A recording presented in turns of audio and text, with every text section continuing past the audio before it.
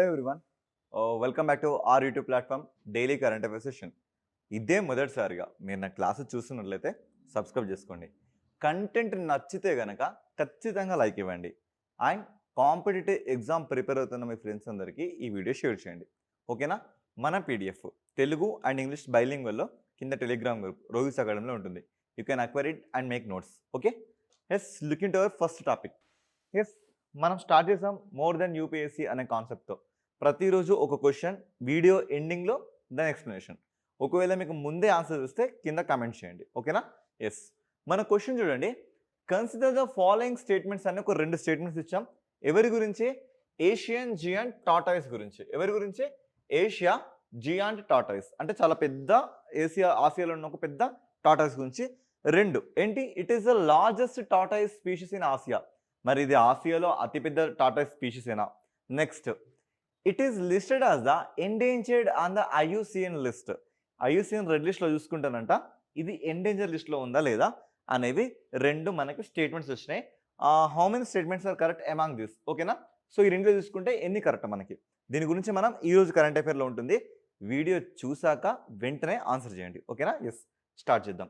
Okay, our first current affair ectopic pregnancy. ఓకేనా? Ectopic pregnancy ఇక చూసుకుంటే మనకి జనరల్గా మనకి ఫీటస్ కానీ లేకపోతే మనం ఎగ్ అని మాట్లాడుకుంటాం కదా, అవన్నీ మనకి ఎక్కడ మదర్ యొక్క వూమ్ అంటే ఈ ఈ పార్ట్ ఈ యూట్రస్లో మనకి అవి గ్రో అవుతాయి. కానీ కొన్ని అబ్నార్మల్ కండిషన్స్లోనంట ఈ ప్లేస్లో గ్రో అవ్వకుండా ఈ పక్కనే ఉన్న మనకి ఫాలోపియన్ ట్యూబ్స్ అని కొన్ని ఉంటాయి.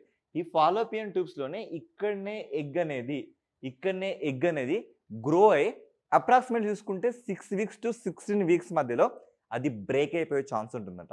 దీన్నే మనం ఏమంటున్నామంటే ఎక్టోపిక్ ప్రెగ్నెన్సీ లేదా ట్యూబల్ ప్రెగ్నెన్సీ అంటున్నాం. ట్యూబల్ అని ఎందుకు అంటున్నాం? ఇది ఒక ట్యూబే కదా. ఎస్, ఇక్కడ మీకు కనబడుతుంది కదా, ఇది ఒక ట్యూబే కదా. ఈ ట్యూబ్ ఎక్కడుంది మనకి? ఇదంతా ఫాలోపియన్ ట్యూబ్స్లో మనకి ఇది కనబడుతుంది. సో ఈ స్ట్రక్చర్ అంటలుగా ఫస్ట్ ఆఫ్ ఆల్ ఇది బయాలజీ కింద పడుతుందండి, కరెంట్ అఫైర్. బట్ మీ అందరూ తెలుసు కదా, current affairs is not a single subject, it is the combination of all subjects మనం మాట్లాడుకున్నాం కదా. ఆ కాంటెక్స్ట్లో చూస్తే ఎగ్స్ జనరల్గా ఇక్కడ నుంచి రిలీజ్ అయ్యి ఇలా ఈ ప్లేస్కి వెళ్ళేసి ఇందులో గ్రో అయిన తర్వాత ఇలా వెజినా ద్వారా బయటకు రావాలి. ఇది ప్రాసెస్ ఎప్పుడైనా. కానీ ఇక్కడ గ్రో అయ్యే ఈ ఎగ్ కాస్త ఈ ప్లేస్లో గ్రో అవుతుంది. సార్ మరి ఎందుకు గ్రో అవుతుంది? ఎందుకంటే ఫాలోపియన్ ట్యూబ్స్ యొక్క వీక్నెస్ వల్ల కానీ, లేదంటే ఎగ్ అనేది మూవ్ అవ్వలేని కొన్ని అబ్నార్మల్ సిచ్యువేషన్స్ వల్ల కానీ, లేదంటే ఇంతకుముందే ఎవరైనా మహిళలకి హ్యూజ్ బ్లీడింగ్ కానీ, లేదా ఇలా చాలా కండిషన్స్ ఉంటాయి.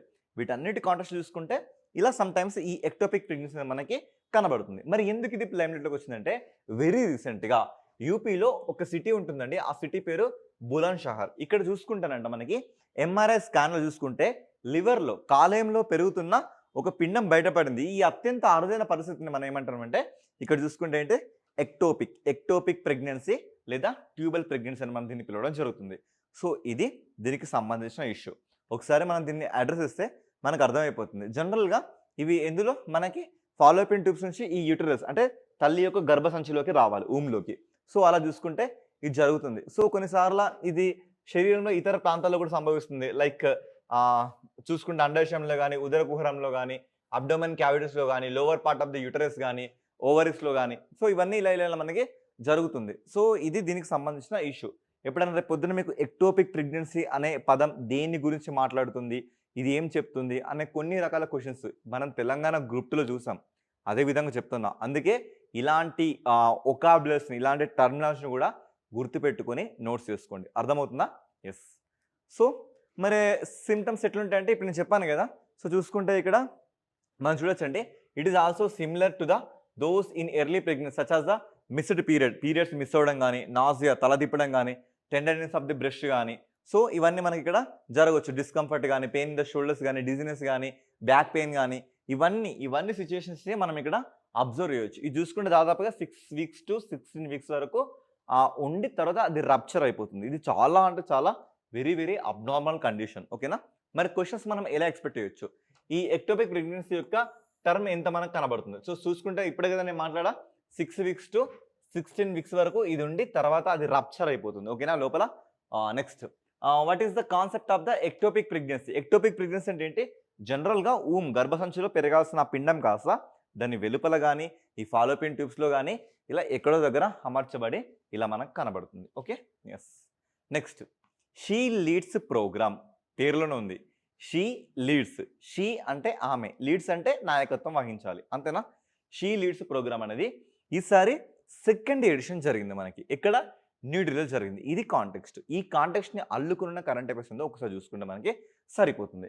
ఇక్కడ చూసుకుంటే మనకి ఈ స్టేట్మెంట్‌ని చాలా జాగ్రత్తగా చదవండి. తెలుగు మీడియం అయినా, ఇంగ్లీష్ మీడియం అయినా. ఫస్ట్ చూడండి. Recently union minister of women and child development. ఓకేనా? సో, ఇప్పటికే మీకు అర్థమైంది. ఏం అడుగుతున్నాను ఇప్పుడు మిమ్మల్ని? కన్సర్న్ మినిస్టర్ ఎవరు? సో, మహిళలు మరియు చిన్న పిల్లల అభివృద్ధికి సంబంధించిన ఒక మంత్రిత్వ శాఖ ఉంటుంది. Ministry of women and children development అని. ఆ మంత్రిత్వ శాఖ మంత్రి ఎవరు? ఆ మంత్రి పేరేంటి? మిమ్మల్నే నిన్నే అడుగుతున్నా, కింద కామెంట్ చేయండి. అర్థమైందా? మంత్రిత్వ శాఖలు ఎట్టి పరిస్థితుల్లో మిస్ చేయకండి. సో, చెప్పొచ్చు నేను. కానీ నా ఇంటెన్షన్ చెప్పడం కాదు. ఆ కన్సర్న్ మినిస్టర్ ఎవరో వెతికి సెర్చ్ చేసి కింద కామెంట్ చేయండి. సో, మహిళల గురించి వచ్చింది కాబట్టి డెఫినిట్‌గా ఎవరుంటారు? డెఫినిట్‌గా ministry of women and child development ministry. ఈ మినిస్ట్రీ ఆధ్వర్యంలో జరిగింది. ఎవరి యొక్క కొలాబరేషన్‌తో, ఎవరి యొక్క సపోర్ట్‌తో జరిగింది అంటే United Nations. So, United Nations women's India country office అని ఒక వింగ్ ఉంటుందండి. This is so much affiliated to the UNO. ఈ ఆఫీస్ సహకారంతో మనకి ఈసారి సెకండ్ ఎడిషన్ జరిగింది. పేరేంటి? She leads second edition. ఎక్కడ జరిగింది? న్యూఢిల్లీలో జరిగింది. ఓకేనా? చూసుకుంటే మరి ఫస్ట్ ఎడిషన్ గురించి కూడా మనం మాట్లాడుకోవాలి కదా. ఈ ఫస్ట్ ఎడిషన్ మనకి 2023లో జరిగింది. సెకండ్ ఎడిషన్ ఇప్పుడు అంటే 2025లో జరిగింది. సో, ఒకసారి అసలు ఇది ఎవరి ఆధ్వర్యం జరుగుతుంది? ఇది ఏం మాట్లాడుతుంది? పేరులో ఉంది షీ లీడ్స్ అంటే ఆమె నాయకత్వం వహించాలి. ఎందులో నాయకత్వం వహించాలి? మనం మాట్లాడుకున్నాం కదా, నారీ శక్తి అధినియం అంటే 106 కాన్స్టిట్యూషన్ అమెండ్మెంట్ యాక్ట్ వచ్చింది కదా మన దేశంలో. అంటే ఏంటి? లోక్సభ ఎంపీ స్థానాలు కూడా మహిళలకి 33% రిజర్వేషన్ ఇవ్వాలి. అవునా కదా? సో, ఈ రిజర్వేషన్ని గుర్తుపెట్టుకుంటూ అండ్ జెండర్ ఈక్వాలిటీని ప్రమోట్ చేసుకుంటూ అండ్ జెండర్ గ్యాప్ ఇండెక్స్లో కూడా మహిళల స్థానాన్ని మెరుగుపరిచే విధంగా ఇవన్నిట్లలో మహిళలు ముందుండాలనే ఒక థీమ్తో వచ్చిందే ఈ షీ లీడ్స్ ప్రోగ్రామ్ అనేది. ఈసారి జరిగింది సెకండ్ ఎడిషన్. ఎక్కడ జరిగింది? న్యూఢిల్లీలో జరిగింది. ఎవరి ఆధ్వర్యం జరిగింది? United Nations women's India country office అనే ఒక ఆఫీస్ ఆధ్వర్యంలో ఇది జరిగింది. ఒకసారి చూడండి. It is a flagship initiative. ఓకేనా? ఇది ఒక flagship initiative of the United Nations women India country office కింద జరిగిన ఒక ఫ్లాగ్షిప్ ఇనిషియేటివ్. అంటే ఫ్లాగ్షిప్ అంటే ఇది కానీ డెవలప్ అయిందనుకో, సో ఎంటైర్గా ఇండియా మొత్తం దీన్ని స్ప్రెడ్ చేసి ఎవ్రీ ఇయర్ దీన్ని కండక్ట్ చేసే విధంగా తీసుకొస్తారు. అంటే ఫస్ట్ అది సెట్ అయిందంటే తర్వాత ఈ స్కీమ్స్ అనేది ఇంకా ఫుల్ ఫ్లెడ్జ్డ్‌గా ఇంప్లిమెంట్ చేస్తారు. Next, it is aimed to advance gender equality in public and political leadership. So చూస్తారు కదా, పబ్లిక్ లీడర్షిప్లో, పొలిటికల్ లీడర్షిప్లో రెండిట్లో కూడా మహిళల స్థానాన్ని మెరుగుపరచాలని చెప్తుంది. Next, to support women leaders in contesting the upcoming Lok Sabha and state assembly. So MLA elections కానీ, MP ఎలక్షన్స్లో కానీ మహిళల నాయకత్వాన్ని పటిత్వం చేయడానికి దీన్ని తీసుకొచ్చారంట. ఓకేనా? సో ఇలా మనం దీన్ని అబ్జర్వ్ చేయొచ్చు. ఓకే. ఎస్.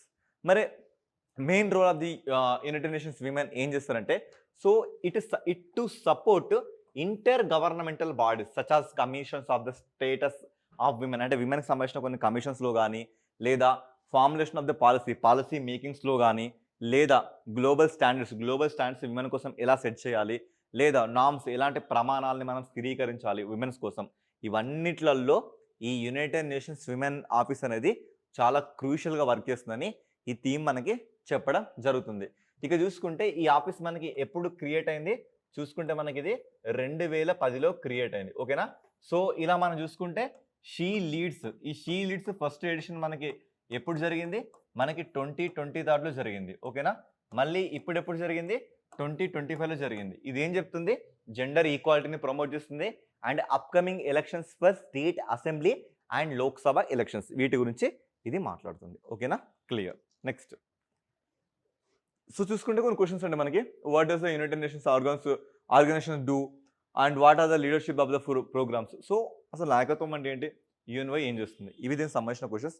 అండ్ ఇప్పుడు నేను మీకు చెప్తున్న విషయం ఏంటంటే, యుఎన్ఓ అనే పదం మనకి ఎప్పుడొచ్చినా సరే దీంట్లో మనకి టోటల్‌గా 6 ఆర్గాన్స్ ఉంటాయండి. ఓకేనా? చూసుకుంటే మనకి యునైటెడ్ నేషన్స్ జనరల్ అసెంబ్లీ గాని, సెక్యూరిటీ వింగ్ గాని, లేదా ట్రస్టీషిప్ అది గాని, లేదా ICJ international court of justice గాని, ఇలా మనకి 6 ఆర్గాన్స్ దీనిలో కనబడతాయి మనకి. ఆ ఆర్గాన్స్ మీద ప్రతి ఒక్కరికి మినిమమ్ బేసిక్ ఐడియా ఉండాలి. లేకపోతే ఇలాంటి కరెంట్ అఫైర్స్ మీరు ఎన్ని రోజులు చూసినా అది వేస్ట్ అవుతుందండి. సో, యునైటెడ్ నేషన్ ఆర్గాన్స్ సంబంధించిన డీటెయిల్డ్ ఇన్ఫర్మేషన్‌ని మీ దగ్గర ఎప్పుడు మెయింటైన్ చేయండి. ఇలా ఎప్పుడొచ్చినా సరే ఆ ఇన్ఫర్మేషన్‌ని చూస్తూ, ఈ ఇన్ఫర్మేషన్‌ని అనలైజ్ చేసుకోండి. అప్పుడు మీకు ఇంకా క్లారిటీగా అర్థమవుతుంది. అండ్ ఈ 6 ఆర్గాన్సే గాక దీనికి చాలా many affiliated organisation like WHO గాని, ఐఎల్ఓ గాని, ఇలా చూసుకుంటే ఫుడ్ అండ్ అగ్రికల్చర్ గాని చాలా ఆర్గనైజేషన్స్ ప్రపంచం మొత్తం మీద మనకి యూఎన్ఓకి ఉంటాయి. వీటిని మాత్రం మీరు గుర్తుపెట్టుకోండి. ఎప్పుడు దీని గురించి మాట్లాడినా వీటిని మీ మైండ్‌లో రన్ అవుతూనే ఉండాలి. ఓకేనా? నెక్స్ట్. నెక్స్ట్ చూడండి నోటరీ పోర్టల్. చూడండి నోటరీ పోర్టల్. పోర్టల్స్ మీద మనకి ఎవ్రీ టైమ్ క్వెషన్స్ పడుతూనే ఉన్నాయి. అర్థమైంది కదా? పోర్టల్స్ మీద మనకి. సో, పోర్టల్ అంటే ఏం లేదు ఒక వెబ్‌సైట్. ఆ ఇంటర్‌ఫేస్ మనం ఓపెన్ చేయగానే మనకి ఏం కనబడుతుందంటే దాని గురించిన ఎంటైర్ డీటెయిల్స్ మొత్తం ఇక్కడ కనబడుతది. నోటరీ. ఈ నోటరీ అనే దాని గురించి మీరు ఎప్పుడెప్పుడు వింటారు చెప్పండి? ఏదైనా అప్పివ్వగా నోటరీ పెట్టండి, బాండ్ పెట్టండి. కాలేజీలో ఫీజు కట్టేటప్పుడు బాండ్ పెట్టారా లేదా? అంటే ఏదో ఒకటైతే అక్కడ మీకు అండ్ ఆ కట్టే వాళ్ళకి గాని, తీసుకున్న వాళ్ళకి మధ్య ఒక మీడియేటర్ పర్సన్ ఒకడు కనబడుతున్నాడు. ఆ మీడియేటర్ పర్సనే ఈ నోటరీ. ఈ నోటరీకి సంబంధించిన ఒక ఫుల్ ప్లెడ్జ్డ్‌గా ఒక వెబ్‌సైట్, ఒక పోర్టల్ ఇప్పుడొచ్చింది. బై ద వే ఈ portal inaugurated by whom? Arjun Ram Meghwal. ఈయన మన దేశం యొక్క న్యాయ శాఖ మంత్రి. ఓకేనా? ఈ న్యాయ శాఖ మంత్రి. డిపార్ట్మెంట్ ఆఫ్ లీగల్ అఫైర్స్‌కి సంబంధించిన ఒక వింగ్. ఈ పిక్చరే మీకు మాక్సిమం ఇన్ఫర్మేషన్ క్యారీ చేస్తుంది. చూడండి. డిపార్ట్మెంట్ ఆఫ్ లీగల్ అఫైర్స్ వాళ్ళు with law ministry, law and justice. So, చూడండి ministry of the law and justice independent charge Arjun Ram Meghwal. వీళ్ళ ఆధ్వర్యంలో ఇది తయారైంది. ఇక చూసుకుంటే ఇటీవల చట్టం మరియు న్యాయ మంత్రిత్వ శాఖ నోటరీ పోర్టల్ గురించి రాజ్యసభకు తెలియజేసింది. సార్ ఇట్లా నోటరీ పోర్టల్ గురించి అని రాజ్యసభలో ఈ అంశం లేవనెత్తింది. అందుకు ఇది మనకి కరెంట్ అఫైర్‌లోకి వచ్చింది. అర్థమవుతుంది కదా? బై ద వే రాజ్యసభ చూడంగానే మీ అందరికీ ఏం తిరగాలి మైండ్‌లో? ఇలా చూసుకుంటే ఇది మన పార్లమెంట్ అని. సో, ఈ పార్లమెంట్ చూసుకుంటే మనకి లోక్‌సభ అని, రాజ్యసభ అని. ఇది చూసుకుంటే మనకి రాజ్యసభ ఆర్టికల్ 80 అని. ఇది చూసుకుంటే మనకి ఆర్టికల్ 81 అని. ఇక జాయింట్ సిట్టింగ్ చూసుకుంటే మనకి ఆర్టికల్ 108 అని. ఈ రకంగా మీకు అన్ని అంశాలు ఎట్ ఎ టైమ్ మీకు గుర్తు రావాలి. అర్థమవుతుంది కదా? నెక్స్ట్. సో, దీని గురించిన కొంచెం ఇన్ఫర్మేషన్ మనం చూసుకుంటే సరిపోతుంది. అయితే యాక్చువల్‌గా ఈ నోటరీస్ మీద మనకి ఒక చట్టం కూడా మనకి మేక్ అయిందండి. ఆ చట్టం మనకి ఎప్పుడు మేక్ అయిందంటే ద నోటరీస్ యాక్ట్ 1952. సో, ఈ చట్టం ఏంటి ఆ ఇయర్ మాత్రం చాలా ఇంపార్టెంట్. నోటరీస్ మీద మనకి ఒక చట్టం మేక్ అయింది. ఆ చట్టం ఎప్పుడు మేక్ అయింది మనకి? 1952లో మేక్ అయింది ఆ చట్టం. తర్వాత ఇందులో నోటరీకి రూల్స్ కూడా కొన్ని సెట్ అయ్యాయి. ఎప్పుడు సెట్ అయినాయి? 1956లో కొన్ని రూల్స్ సెట్ అయినాయి. ఓకేనా? ఈ 2 అంశాలు మాత్రం చాలా ఇంపార్టెంట్. నోటరీ మీద ఒక యాక్ట్ ఉంది. అది ఎప్పుడు 1952లో ఆ యాక్ట్ వచ్చింది. కొన్ని రూల్స్ మనం ఎప్పుడు సెట్ చేయడం జరిగింది? 1956లో సెట్ చేయడం జరిగింది. ఇక చూసుకుంటే సో, దీని లక్ష్యాలేంటి? కేంద్ర ప్రభుత్వం గాని, భారత ప్రభుత్వం గాని నియమించిన అన్ని నోటరీల మధ్య వివిధ సేవల కోసం మన ఆన్‌లైన్ ఇంటర్‌ఫేస్ కోసం దీన్ని అందిస్తున్నాం. అంటే మనం ఆ వెబ్‌సైట్ ఇలా ఓపెన్ చేయగానే మనకి ఇంటర్‌ఫేస్ కనబడుతుంది. నువ్వు సెంట్రల్ గవర్నమెంట్ గురించిన బాండ్ పేపర్స్ కావాలా? స్టేట్‌కి సంబంధించిన బాండ్ పేపర్స్ కావాలా? వాటి డీటెయిల్డ్ ఇన్ఫర్మేషన్ మొత్తం ఈ వెబ్‌సైట్‌లో ఉంటుంది. ఓకేనా? నెక్స్ట్ నోటరీలుగా నియామకం కోసం నువ్వు అప్లికేషన్ చేసుకుంటావా? లేదా వాటి యొక్క ఆహ్, డి డిజర్వ్ మనకి ఎంత వరకు ఉంటుంది? సో, డిజిటల్‌గా ఇది ఎలా మనకు మోడిఫికేషన్ అవుతుంది? మళ్ళీ వీటికి మనం సర్టిఫికేట్స్‌ని మళ్ళీ మనం ఎట్లా తీసుకోవచ్చు? అన్నిటికి సమ్మేషన్ అన్నీ మీరు ఒక్కసారి ఆ నోటరీ పోర్టల్ www.notaryportal.in దానికెళ్తే మీకు ఇవన్నీ డీటెయిల్‌గా కనబడతాయి. ఎలా అయితే మనం లాస్ట్ ఏంటి మనకి జూన్‌లో మనకి PC Mahalanobis birthday and death day సందర్భంగా మనకి గవర్నమెంట్ ఆఫ్ ఇండియా స్టాట్స్ అనే ఒక యాప్ వచ్చిందండి. ఆ యాప్ ఇంటర్‌ఫేస్‌ని ఓపెన్ చేసి కూడా నేను మీకు చూపించడం జరిగింది. అదెప్పుడు మనం చూసుకుంటే జూన్ 29న. ఈ జూన్ 29న ప్రశాంత్ చంద్ర మహాలనబిస్ వారి యొక్క బర్త్‌డే అండ్ డెత్ డే 2 ఒకే రోజు. ఆయన మన దేశానికి స్టాటిస్టిక్స్ పితామహుడు అంటాం. ఆయన బర్త్‌డే అండ్ డెత్ డే సందర్భంగా మన ఇండియా తీసుకొచ్చింది ఏంటంటే స్టాట్స్ గవర్నమెంట్ ఆఫ్ ఇండియా అనే ఒక యాప్ ఉంటుంది. కావాలంటే ప్లే స్టోర్‌కెళ్ళి కొట్టి చూడండి. అందులో మీకెళ్తే మీకు మొత్తం స్టాటిస్టిక్స్ కనబడతాయి. ఇటు జీడీపీ గాని, లేదంటే మన ఇండస్ట్రియల్ గ్రోత్ గాని, ప్రతీదీ మనకు దాంట్లో స్టాటిస్టిక్స్ రూపంలో కనబడతాయి. అదేవిధంగా ఈ నోటరీ పోర్టల్ కూడా మీరు ఓపెన్ చేస్తే ఏ నోటరీ ఎవరికి సంబంధించింది, ఎలా దాన్ని వాడుకోవచ్చు అనే ఇన్ఫర్మేషన్ మొత్తం దీనిలో చూడొచ్చు. ఓకేనా? ఎస్. మరి క్వశ్చన్ చూస్తే నోటరీ పోర్టల్ అంటే ఏంటి? ఇది నోటరీలుగా నియామకం కోసం దరఖాస్తును సమర్పించడం కానీ, అంటే వివిధ సేవల కోసం నోటరీలు ప్రభుత్వానికి ఒక ఆన్లైన్ ఇంటర్ఫేస్గా మనకు కనబడుతుంది. నోటరీ ఏ ప్రయోజనం కోసం మనం ఉపయోగిస్తాం? నోటరీ ఏం చేస్తాం? పత్రాల మీద సంతకం చేయడానికి నోటరీ అధికారిక సాక్షిగా పనిచేస్తాడు. అంటే అలా మనకు బాండ్ పేపర్ అని చూసుకోవచ్చు మనం. నెక్స్ట్ చూస్తే ఏషియా జియాంట్ టార్టాయిస్. సో ఏసియాలోనే అతిపెద్ద టార్టాయిస్ ఇప్పుడు మళ్ళీ మనకి లైమ్లైట్లోకి వచ్చింది. ఇక చూస్తే ఆసియా ప్రధాన భూభాగంలో అతిపెద్ద తాబేలైనటువంటి ఈ ఏషియాటిక్ జియాంట్ తాబేలని వెరీ రీసెంట్గా నాగాలాండ్లో ఒక డిస్ట్రిక్ట్ ఉంటుంది. ఆ డిస్ట్రిక్ట్ పేరేంటి? పెరెన్ డిస్ట్రిక్ట్. ఈ పెరెన్ డిస్ట్రిక్ట్లో ఒక కమ్యూనిటీ రిజర్వ్ ఉంది. దాని పేరేంటి? Zeliang community reserve. ఓకేనా? So Zeliang community reserve. ఈ జెలియాంగ్ కమ్యూనిటీ రిజర్వ్లో వీటిని మళ్ళీ ఇప్పుడు తిరిగి వీటిని సబ్స్టిట్యూట్ చేస్తారు అక్కడ. ఓకేనా? సో ఇక ఇది చూసుకుంటే మనకి ఐయుసిఎన్ లిస్ట్. ఓకేనా? ఐయుసిఎన్ లిస్ట్ ఇది మనకి ఎప్పుడు ఫామ్ అయింది? 1948లో ఫామ్ అయింది. దీని హెడ్ క్వార్టర్స్ మనకి ఎక్కడ ఉంటుంది? గ్లాండ్. ఈ గ్లాండ్ మనకి ఎక్కడ ఉంటుంది? This is located in Switzerland. ఓకేనా? ఎస్.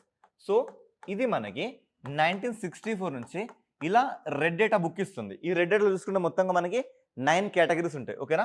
ఎన్ని కేటగిరీస్? 9 కేటగిరీలో దీంట్లో మనకి కనబడతాయి. ఈ 9 కేటగిరీ ఎందుకంటే ఎండేంజర్ స్పీషీస్, అంత మోడల్ నుంచి వాళ్ళ దగ్గర ఉన్న స్పీషీస్ని ఇందులో సబ్స్టిట్యూట్ చేస్తారు. చూసుకుంటే ఈ ఏషియాటిక్ జియాంట్ టార్టాయిస్ అనేటివి మనకి క్రిటికల్లీ ఎండేంజర్లో ఉన్నాయి. ఎండేంజర్ కాదు, క్రిటికల్లీ ఎండేంజర్డ్. అంటే ఎండేంజర్స్ ఆర్ డేంజర్, మరి క్రిటికల్లీ ఎండేంజర్లీ ఉన్నాయి. ఇక అర్థం చూసుకోండి అవి ఏ పొజిషన్లో ఉన్నాయి. ఓకేనా? ఒకసారి ఈ ఏషియాటిక్ జియాంట్ టాబేల గురించి చూసుకుంటే మనకు అర్థమవుతుంది. ఇవి oldest tortoise lineage of the in the world, అంటే చాలా పురాతనమైన టార్టాయిస్ అంట. ఓకేనా?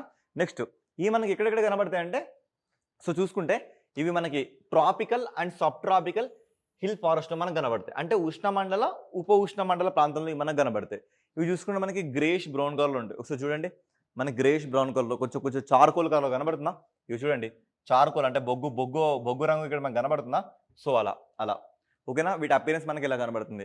ఇక వీటి డిస్ట్రిబ్యూషన్ చూసుకుంటే మనకి బంగ్లాదేశ్లో కనబడుతుంది, ఇండియాలో కనబడుతుంది, ఇండోనేషియాలో కనబడుతుంది, మలేషియాలో అండ్ అదర్ ప్లేసెస్లో కూడా మనకి అపియర్ అవుతుంది. ఇక వీటి యొక్క డైట్ చూసుకుంటే బ్యాంబూ స్టిక్స్ తింటాయి, లేదా ట్యూబర్స్ తింటాయి, లేదా జ్యూసీ వెజిటబుల్స్ తింటాయి, లేదా కొన్ని రకాలైన కప్పల్ని కానీ కొన్ని రకాల కీటకాలను కానీ తినుకుంటూ బ్రతుకుతాయి. మరి వీటి యొక్క ఎందుకు వీటి యొక్క ఇంత ఎండేంజర్డ్గా వస్తున్నాయంటే వీటి యొక్క హ్యాబిటాట్స్ కానీ, వీటి యొక్క పోచింగ్ కానీ, వీటికి సంబంధించిన ఫుడ్ కానీ ఇవన్నీ సరిగా అవైలబుల్ లేకపోవడం వల్ల ఇవి అంతమైపోవడం దగ్గరికి వస్తుందని ఈ విషయం చెప్తుంది. ఇక ఐయుసిఎన్ చూసుకుంటే క్రిటికల్లీ ఎండేంజర్లో కనబడుతున్నాయి. సైటిల్ చూసుకుంటే అపెండిక్స్ 2లో ఇవి మనకి కనబడుతున్నాయి. ఓకేనా? Next so Telugu. మరి వీటి మీద క్వశ్చన్స్ మనం చూస్తే what is the largest tortoise in India? చూసుకుంటే ఏంటి? Asiatic giant tortoise. Next what is the rarest tortoise in India? చూసుకుంటే మన దేశంలో rarest tortoise India's star tortoise, నక్షత్రపు తాబేలు ఉంటాయండి. ఇట్లా మనం చూసుకుంటే మనకి ఈ రకంగా నక్షత్రం లాగా ఇలా ఈ టార్టాయిస్ మీద మనకి లొకేట్ అయి మనకు ఉంటుంది. ఓకేనా? ఇట్లా. సో ఇలా ఈ షెల్ మీద మనకి ఇలా స్టార్ షేప్డ్ ఇలా మనకు కనబడతాయి. ఇవి మనకి ఎక్కువ ఎక్కడంటే ఆలివ్ రిడ్లీ తాబేల్లో మనకి బ్రీడింగ్ జరుగుతుంది. ఇక్కడ మనకి ఒడిశాలో గహిర్మాత బీచ్ అని ఒక ఏరియా ఉంటుంది. అక్కడ మనకి ఇలా ఈ తాబేళ్ళు మనకి దర్శనం ఇస్తాయి. ఓకేనా? Yes. Next what is the first turtle sanctuary? మన దేశంలో టర్టిల్ సాంక్చురీ ఎక్కడుంది? చూసుకుంటే ఇది మనకి బెనారస్, వారణాసిలో 1989లోనే గాంగెటిక్ యాక్షన్ ప్లాన్ల మూమెంట్గా ఒక టర్టిల్ వైల్డ్ లైఫ్ సాంక్చురీని ప్రారంభించడం జరిగింది. ఎక్కడ? వారణాసి ఆర్ బెనారస్లో. ఓకేనా? వారణాసి ఆర్ బెనారస్లో ఎప్పుడు? 1989లో ఈ గంగానది దగ్గర మనకి ఈ టర్టిల్ వైల్డ్ లైఫ్ సాంక్చురీని మనం ఎస్టాబ్లిష్ చేయడం జరిగింది. ఓకేనా? ఎస్. ఇక నెక్స్ట్ క్లౌడెడ్ లిపర్డ్. ఓకేనా? క్లౌడెడ్ లిపర్డ్ మన దేశంలో ఎక్కువగా ఎక్కడ కనబడుతుందంటే చూడండి, డెన్స్డ్ హిమాలయన్ రేంజెస్ కానీ, లేదా north eastern like Arunachal Pradesh కానీ, మేఘాలయ కానీ, త్రిపుర కానీ, మణిపూర్ కానీ, మిజోరాం కానీ, నాగాలాండ్ కానీ ఈ ఏరియా మొత్తంలో మనకి ఈ క్లౌడెడ్ లిపర్డ్ కనబడతాయి మనకి.